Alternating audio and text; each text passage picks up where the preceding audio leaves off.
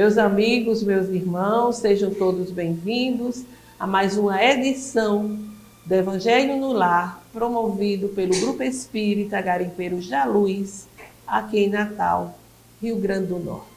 É sempre com muita alegria que aqui retornamos para esse encontro, o encontro da família com Jesus, a oportunidade de estudo e de prece e, consequentemente, de fortalecermos os laços com o Altíssimo.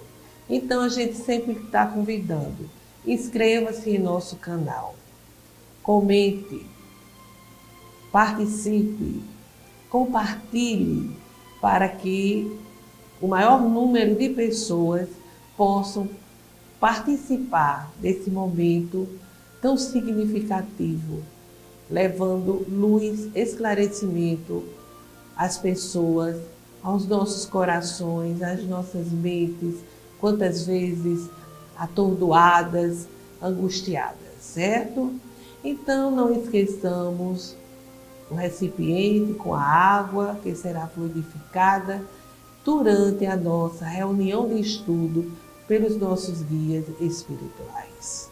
Ao término, devemos ingeri-la com muita fé, com muito respeito, na certeza de que os efeitos que necessitamos para as nossas dores, sejam elas físicas, sejam elas espirituais, esses efeitos irão chegar, nós iremos sentir mais iluminados, mais fortalecidos, com as forças renovadas. Então, sejam mais uma vez todos bem-vindos. E, dando início, faremos a nossa leitura preparatória, que está sendo do livro Ceifa de Luz, que faz parte da coleção Fonte Viva. Nós concluímos o livro Pão Nosso e agora, na sequência, estamos com o livro Ceifa de Luz, que é uma psicografia de Chico Xavier, que foi ditado pelo Espírito Emmanuel. Temos hoje a mensagem 5, a lição da espada. Não cuideis que vim trazer a paz à terra. Palavras de Jesus, registro de Mateus, no capítulo 10, versículo 34. Não vim trazer a paz, mas a espada, disse-nos o Senhor. E muitos aprendizes prevalecem-se da afeição literal de sua palavra para estender a sombra e a perturbação. Valendo-se-lhe do conceito, companheiros inúmeros consagram-se ao azedume no lar, conturbando os próprios familiares, em razão de lhes imporem modos de crer e pontos de vista, vergastando-lhes o entendimento, ao invés de ajudá-los na plantação da fé viva, quando não se desmandam em discussões e conflitos, polemizando sem proveito ou acusando indebitamente a todos aqueles que lhes não comungam a cartilha de violência e de crueldade. O mundo, até a época do Cristo, legalizara a prepotência do ódio e da ignorância, mantendo-lhe a terrível dominação através da espada mortífera da guerra e do cativeiro em sanguinolentas devastações.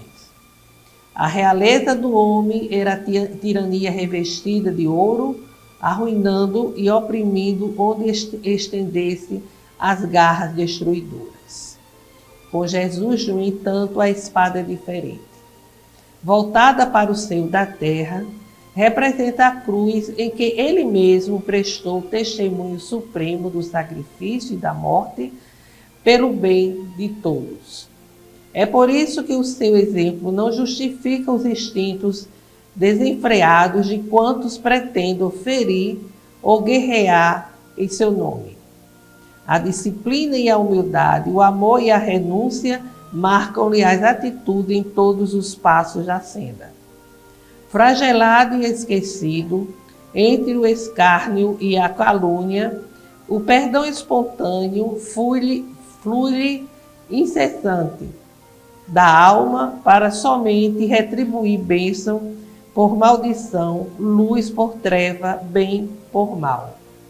Assim, se recebeste a espada simbólica que o Mestre nos trouxe à vida, lembra-te de que a batalha instituída pela lição do Senhor permanece viva e rija dentro de nós, a fim de que, ensarilhando sobre o pretérito a espada de nossa atitude, de nossa antiga insensatez, venhamos a convertê-la na cruz redentora, em que combateremos os inimigos de nossa paz, ocultos em nosso próprio eu, em forma de orgulho e intemperança, egoísmo e animalidade, consumindo-os ao preço de nossa própria consagração à felicidade dos outros, única estrada suscetível de conduzir-nos ao império definitivo da grande luz. Ou seja, quando Jesus disse que tinha vindo trazer a espada, é porque os seus ensinamentos, quando internalizados e vivenciados, representam um corte com o nosso passado de erros, um corte com o orgulho, gerador de tantas deformidades morais, como diz aqui. Retribuir a bênção, a luz e o bem no lugar da maldição, da treva e do mal. Ou seja, o corte com essas nossas imperfeições morais. É a espada que vem exatamente representar esse momento de transformação, de libertação. Então, meus amigos, façamos agora a nossa prece inicial. Vamos elevar nossos corações, a nossa mente ao Altíssimo, nos conectando com as esferas do bem do universo. Senhor Jesus, estendei vossas mãos compassivas sobre nós, para que o estudo de hoje transcorra em paz e que as reflexões aqui realizadas possam ser por nós entendidas e, sobretudo, que sejamos fortalecidos para colocarmos em prática os vossos ensinamentos. Fica conosco, Jesus, hoje e sempre. Que assim seja. Bem, meus amigos, nós estamos tomando como referencial o livro da Esperança, que Chico Xavier psicografou e o Espírito Emmanuel ditou para ele. E por quê? Porque o livro da Esperança nos traz a cada capítulo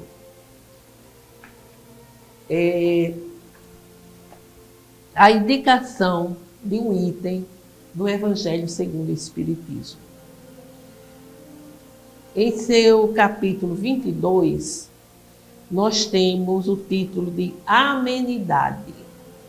E esse título se refere ao capítulo 9 do Evangelho segundo o Espiritismo. Capítulo 9, que Kardec elaborou a partir das bem-aventuranças. No caso, a bem-aventurança é: bem-aventurados aqueles que são brandos, ou seja, que são pacíficos, porque eles possuirão a terra. E ele incluiu também: bem-aventurados pacíficos, porque eles serão chamados filhos de Deus. Então, nós já vimos algumas reflexões desse capítulo e hoje a reflexão diz respeito a esse capítulo, mas em seu item 6. O item 6 é uma instrução, porque Kardec trouxe para o capítulo várias instruções dos espíritos. E nesse caso, é o espírito Lázaro, que dentro dessa bem-aventurança de brandos e pacíficos, ele dá uma instrução, uma mensagem sobre afabilidade e doçura. E a gente sempre pensa de imediato que quando se fala em amor, se fala em afabilidade, em doçura, vem sempre a conotação para muitos de que são sentimentos femininos. Mudou um pouco. Antigamente isso era muito acentuado, mas ainda há quem assim pense.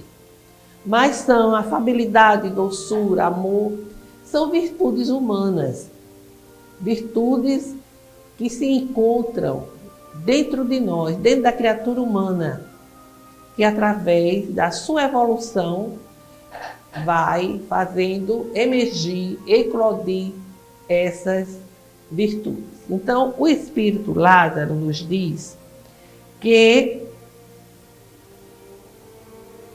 afabilidade e doçura tem tudo a ver com a benevolência, ou seja, benevolência é a arte, vamos assim dizer, do bem, fazer o bem de uma forma correta. Então ele diz que a benevolência para com o próximo, para com o semelhante, é fruto exatamente do amor ao próximo e se manifesta através da afabilidade e doçura. Porém, ele nos diz que nem toda pessoa afável e doce seja uma pessoa benevolente, uma pessoa preocupada em fazer o bem e em dar o melhor, porque às vezes é só uma aparência. A essência não possui essa doçura, não possui essa afabilidade. É pura aparência. E isso, consequência, um dia mais cedo ou mais tarde, essas pessoas são desmascaradas, porque tem aquele momento em que elas se mostram realmente como são.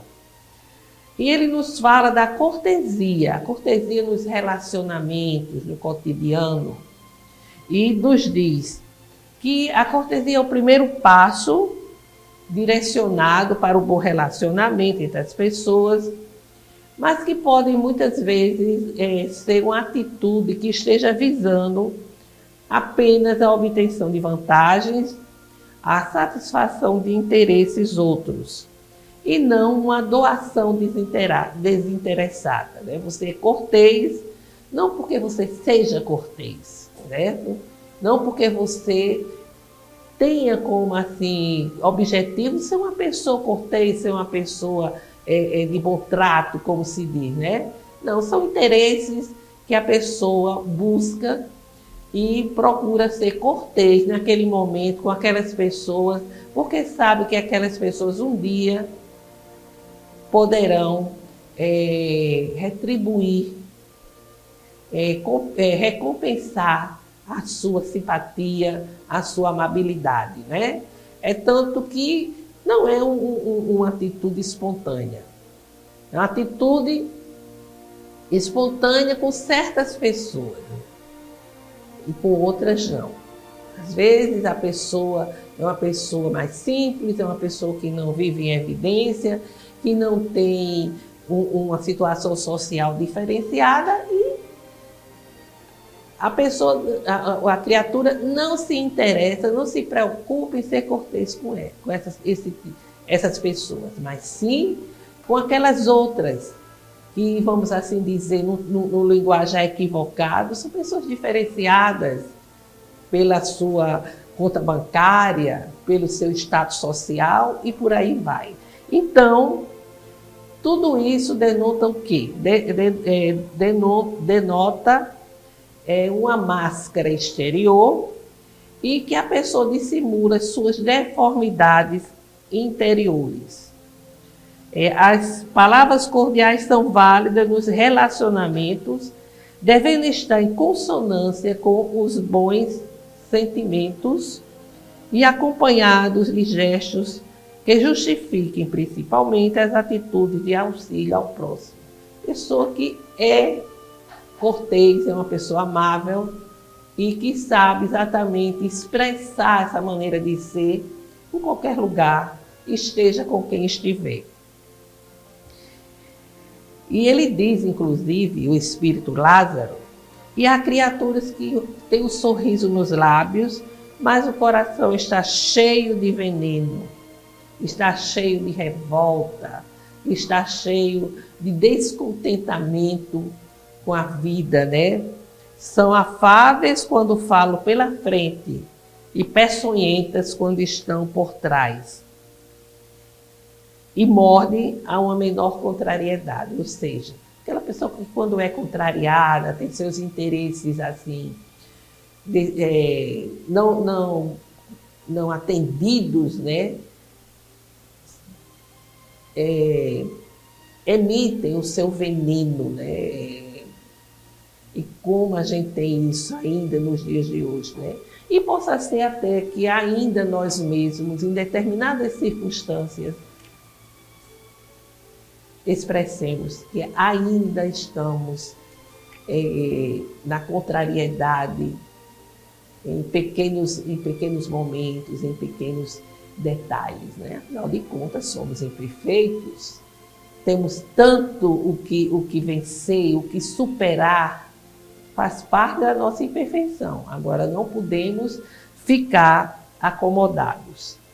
E ele nos diz algo que nós registramos aqui. Ele diz que aos tiranos domésticos aparentemente benignos, no entanto, fazem sofrer sua família e subordinados, verdadeiros déspotas. Como não se atreve a usar autoridade sobre os estranhos, que os colocaria em seu lugar, quer ao menos ser temido por aqueles que não podem resistir-lhe e se alegram em dizer: aqui eu mando e sou obedecido. Isso em casa, né? No seio da família. E o Espírito diz, e poderiam acrescentar, e sou detestado.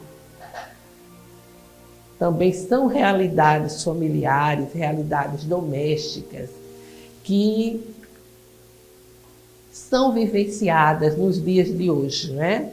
Porque a tal coisa, quando se está em família, se está longe da censura, da crítica da sociedade, nós nos desnudamos, né? E somos realmente o que somos, com as nossas viciações, com as nossas imperfeições, com a nossa grosseria, com a nossa indiferença, enfim. Cada um se coloca, se mostra como verdadeiramente é. E ele diz o que fazer diante, né, dessa realidade. Ele nos diz que essas pessoas são pessoas que precisam da nossa compreensão, da nossa bondade, do perdão e do exemplo e do auxílio através do exemplo. Ou seja, aquele que está ali naquele ambiente, que convive com aquela pessoa desagradável, precisa ter consciência de que é uma pessoa enfermiça. Pode ser saudável fisicamente falando, mas espiritualmente, moralmente, é uma pessoa enfermiça que precisa da ajuda, do auxílio e o exemplo é o melhor remédio. Ter ali, ao lado dele, o exemplo a ser dado, né? Sempre há alguém que esteja em uma melhor condição espiritual, que não quer dizer que seja uma pessoa que já tenha alcançado a total afabilidade e doçura, tenha alcançado assim uma sensibilidade espiritual mais, mais fina, mais sutil, uma pessoa que tem uma sensibilidade espiritual sutil, que já saiu um pouco da sensibilidade grosseira, né? Mas não quer dizer que essa pessoa não tenha um momento de impaciência, vamos assim dizer, e se desequilibre um pouco, né? Que a humanidade, nós estamos na matéria, nós estamos presos a esse corpo físico, né? E num aprendizado incessante. Mas sempre temos o que exemplificar, né? Nós que já temos o conhecimento do Evangelho, mas que lutamos a todo momento para vencermos as nossas imperfeições, as nossas limitações. E aí, todos nós gostamos de ser bem tratados, de ter atenção, o carinho, a compreensão dos outros, né? A tolerância para com as nossas falhas. Todos gostamos de receber amor, fraternidade. Mas nós não conseguimos agir dessa mesma forma para com o nosso próximo. Mas para que tenhamos tudo isso necessário se faz que também estejamos dispostos a desenvolver esses sentimentos que queremos em relação a nós mesmos. Por que será que desejamos tudo isso e, no entanto, se torna tão difícil mantermos esse estado de alma, de tolerância, de ternura, de afabilidade e doçura, resultando num clima de desequilíbrio? Nós não conseguimos, né, mantermos esse estado de alma, de sermos pacientes, tolerantes, de termos ternura, de termos doçura com relação ao nosso próximo, né? Por que será? Isso denota um clima, né, de desequilíbrio nosso. Isso é porque eles não fazem, esses sentimentos, essas virtudes ainda não fazem parte totalmente das nossas aspirações. Porque a partir do momento em que tivermos como objetivo o desenvolvimento de uma vida interior rica, certamente conseguiremos movimentar a nossa alma, as nossas emoções, movimentar para o bem, movimentar para todas essas qualidades morais. Nesse sentido, nós vamos receber da espiritualidade amiga que nos acompanha, que está ao nosso lado em nosso processo reencarnatório, dos recursos necessários para que possamos desenvolver esses sentimentos que fazem parte do nosso eu profundo. Como a gente já disse, nós trazemos a centelha de tudo isso, né? O germe de tudo isso. E vamos acrescentar aqui a seguinte observação. Se ficamos intolerantes, incompreensivos, impacientes, nosso campo emocional ele vai se atrofiar. Você, toda uma vibração contrária ao mecanismo natural da vida e vai se expressar de forma de carência em nosso ser. Ao contrário, quanto mais dermos amor, quanto mais trabalharmos no bem, nosso campo emocional se dilata e nos sentimos plenos, porque está se processando o dinamismo das nossas emoções. Ou seja, o dinamismo das nossas emoções, para que as nossas emoções se qualifiquem e para que elas projetem as qualidades morais, as virtudes, é necessário que a gente tenha um trabalho no bem para que esse nosso campo emocional se dilate. Se dilate e nós vamos nos sentir plenos, porque estará se processando o desenvolvimento das nossas qualidades morais. Então, essa reflexão, ela nos é também, ela é também conectada com a reflexão que Emmanuel faz sobre o tema, no capítulo 22.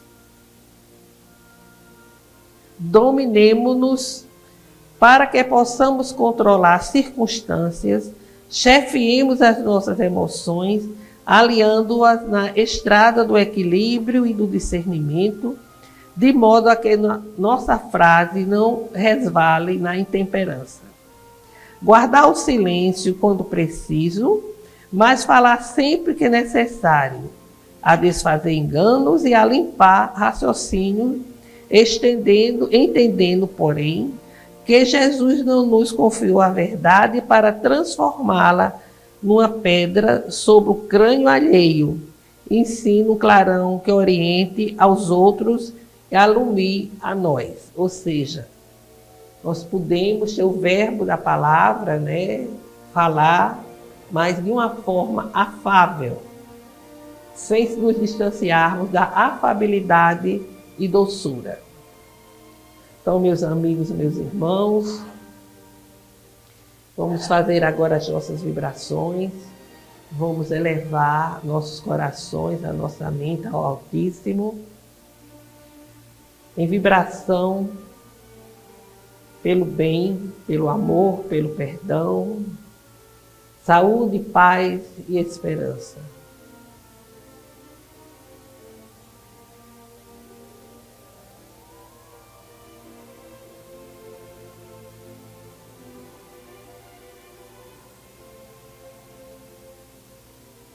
Que as nossas vibrações, Senhor Jesus, se transformem em ondas vibratórias a nos envolver e a levar o socorro aos nossos irmãos sofredores, sejam eles sofredores físicos, materiais ou espirituais, para que sejam aliviados e fortalecidos na sua fé e na sua esperança.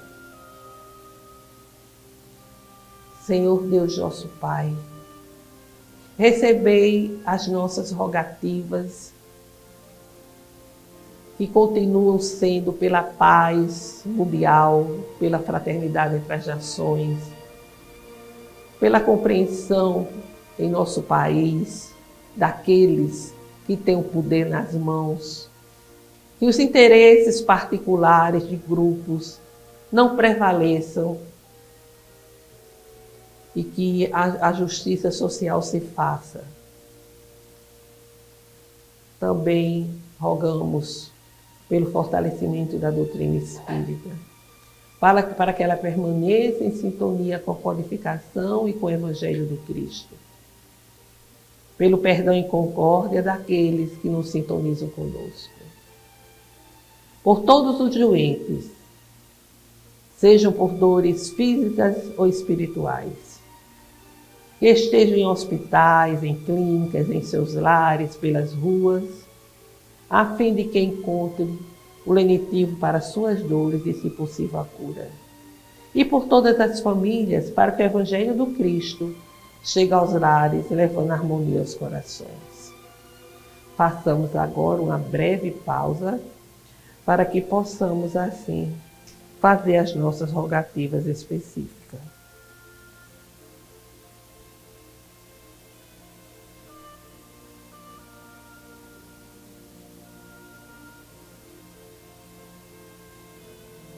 Acolhei, Jesus, as nossas rogativas e intercedei junto a Deus por todos nós. Obrigada, Jesus, pelas lições aprendidas e que a água fluidificada seja um lenitivo para as nossas dores físicas e espirituais. Que assim seja. Pai nosso que estais em toda parte, glorificado e santificado seja o vosso nome no louvor de todas as criaturas.